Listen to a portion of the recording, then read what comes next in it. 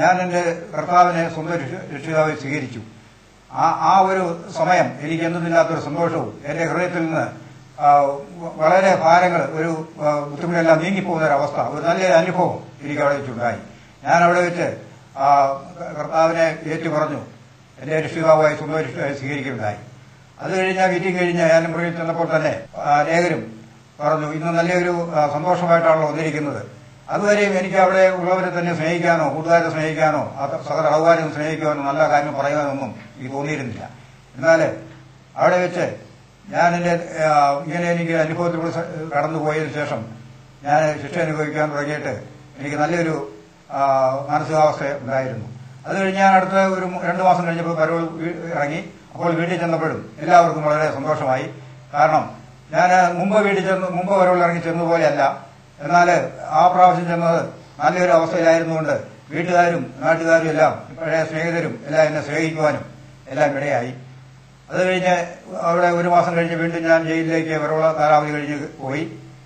അപ്പോൾ അവിടെ എല്ലാ ഞായറാഴ്ചകളിലും ശനിയാഴ്ച ഞായറാഴ്ച എല്ലാം ദേവദാസന്മാര് സുവിശേഷ വേലക്കാരൻ വരികയും ഞാൻ ആ മീറ്റിംഗിലെല്ലാം പങ്കെടുക്കുകയും ധാരാളം ദൈവവചനം കേട്ട് എനിക്ക് നല്ലൊരു അനുഭവത്തിലൂടെ ആ ശിക്ഷ കഴിക്കുവാനിടയായി.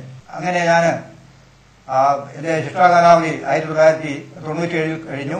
അന്ന് തിരുവനന്തപുരം സെൻട്രലിൽ വെച്ച് എന്നോടൊപ്പം ശിക്ഷയിൽ കിടന്ന പല പ്രിയപ്പെട്ടവരും അവിടെ കർത്താവിനെ സ്വന്തം ശിക്ഷ സ്വീകരിച്ച ഒരു അനുഭവം ഉണ്ടായിരുന്നു. അപ്പം ഞാൻ ഇറങ്ങിക്കഴിഞ്ഞ് അവരിൽ പ്രിയപ്പെട്ട പലരെയും കാണുവാനിടയായി. അതിൽ ബ്രദർ ജോസഫ് പാടിനെ കാണുകയും അദ്ദേഹം തന്നെ പഴയ കാര്യങ്ങളെല്ലാം ചോദിക്കുകയും വീണ്ടും ദൈവത്തിന്റെ വേലയ്ക്കായി എന്നെ ക്ഷണിക്കുകയും അന്ന് മുതലേ ഞങ്ങള് പ്രസന്റ് ഗോസ്പൽ മിഷൻ എന്ന സംഘടനയിൽ പ്രവർത്തിച്ചു വരുന്നു. ജയിലുകളിൽ ഇന്ന് എനിക്ക് പോയി സുവിശേഷം അറിയിക്കുന്നതിൽ വളരെ ഒരു സന്തോഷമുണ്ട്. കാരണം ഞാൻ ഒരു കാലത്ത് പ്രകാരം ജയിലിൽ കിടന്ന ഒരു അനുഭവം അവിടെ ചെന്ന് പറയുവാനും അനേകർ അത് കേട്ട് ദൈവഭാഗത്ത് വരുവാനും ഇടയാകുന്നുണ്ട്. ഞങ്ങൾ ഇന്ന് കേരളത്തിലെ എല്ലാ ജയിലുകളിലും പോയി കർത്താവിന്റെ വചനം അറിയിക്കുന്നു, പ്രകാരത്തിന്റെ സാക്ഷ്യമെല്ലാം പ്രസ്താവിക്കുന്നു. ജയിലുകളിലെ ആ വേല ഇനി ഞങ്ങൾക്ക് വളരെ അനുഗ്രഹമായി തോന്നുന്നുണ്ട്. കാരണം ഒരു കാലത്ത് ഇരുളിൽ കൂടി സഞ്ചരിക്കുകയും ഇരുട്ടറയിൽ കിടക്കുകയും ചെയ്യേണ്ടിരുന്ന ഞങ്ങൾക്ക് ദൈവമായ കർത്താവാണ് അവിടെ നിന്നൊരു മോചനം തന്നത്.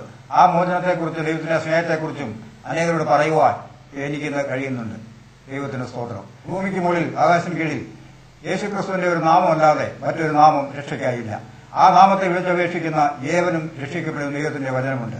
ആ നാമത്തെ വിളിച്ച് അപേക്ഷിച്ചില്ലായിരുന്നെങ്കിൽ, കർത്താവിന് എന്നോട് കരുണ തോന്നിയില്ലെങ്കിൽ, പാപത്തെ വെറുക്കുകയും പാപിയെ സ്നേഹിക്കുകയും ചെയ്യുന്ന കർത്താവ് എന്നെ സ്നേഹിച്ചില്ലായിരുന്നുവെങ്കിൽ എനിക്ക് പ്രകാരം ഇന്ന് ഒരു നല്ലൊരു അനുഭവത്തിലൂടെ ജീവിക്കാൻ കഴിയില്ലായിരുന്നു. എന്റെ ജീവിതം വളരെ മോശമായി മാറുമായിരുന്നു. എന്നാൽ ഞാൻ ജയിലിൽ വെച്ച് കർത്താവിന്റെ സ്നേഹത്തിൽ കടന്നു വരികയും ആ സ്നേഹത്തോടുകൂടെ ഞാൻ വെളിയിലായിരിക്കുമ്പോൾ എനിക്ക് നല്ല കൂട്ടായ്മയും നല്ല സ്നേഹവും കൂട്ടായ്മ എല്ലാം നിന്ന് പ്രസന്റ് ഗോസ്പൽ മിഷന്റെ എല്ലാ പ്രിയപ്പെട്ടവരും അതിന്റെ പ്രസന്റായി പ്രവർത്തിക്കുന്ന പ്രിയ ജോസഫ് അതുപോലെ എല്ലാ പ്രിയപ്പെട്ടവരും എന്നെ കരുതി ഇന്ന് ഞാൻ ഇടുക്കി ജില്ലയിലെ കോർഡിനേറ്ററായിട്ട് പ്രവർത്തിക്കുന്നു.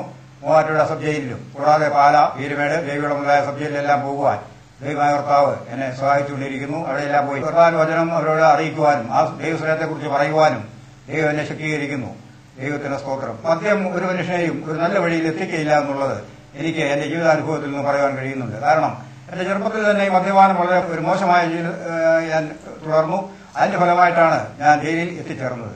മദ്യം ഒരിക്കലും ഉപേക്ഷിക്കാൻ പറ്റാത്ത ഒരു അനുഭവം എനിക്കുണ്ടായിരുന്നു. എന്നാൽ അത് പിന്നീട് ഞാൻ ദൈവഭാഗത്ത് വന്ന് കഴിഞ്ഞപ്പോൾ, ദൈവത്തിന്റെ സ്നേഹത്തിൽ കടന്നു വന്നപ്പോൾ എനിക്ക് മദ്യപാനം വേണ്ട, പുകവലി വേണ്ട, സിനിമ കാണിച്ച വേണ്ട, ഇങ്ങനെയുള്ള ആവശ്യങ്ങളെല്ലാം എനിക്ക് ഉപേക്ഷിക്കുവാൻ എനിക്ക് സാധിച്ചു. മദ്യപാനികൾ സ്വർഗരാജ്യം അവകാശമാക്കിയില്ല എന്ന് ദൈവത്തിന്റെ വചനത്തിൽ കാണുന്നുണ്ട്. ഇന്ന് എന്റെ നാട്ടിലും എന്റെ വീട്ടിലും എല്ലാവരും നല്ല വ്യക്തിയായി നടക്കുവാൻ, ജീവിക്കുവാൻ ദൈവമായ കർത്താവ് എന്നെ സഹായിച്ചുകൊണ്ടിരിക്കുന്നു.